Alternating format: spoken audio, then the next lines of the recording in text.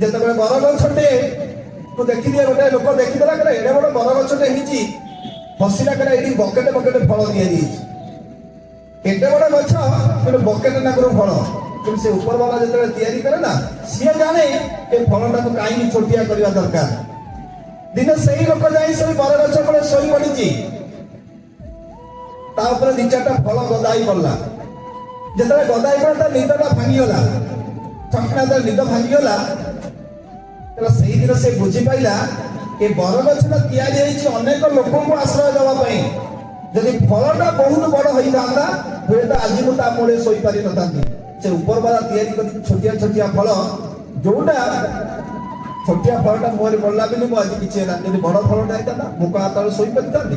ତେଣୁ ଆମେ ନିଶ୍ଚିତ ଆମର ପ୍ରୟାସକୁ ଜାରି ରଖିବା, ଆମ ଉଦ୍ୟମକୁ ଆମେ ଜାରି ରଖିବା, ଗୋଟେ ବରଗଛ ତିଆରି କରିବା। ଆଉ ସେ ବରଗଛ ତଳେ ଅନେକ ଲୋକ ଆଶ୍ରୟ ନେବେ, ବଡ ଦ୍ରୁମ ହେଇକି ରହିବ, ଏ ଅଞ୍ଚଳ ପାଇଁ ଉଦାହରଣ ହବ।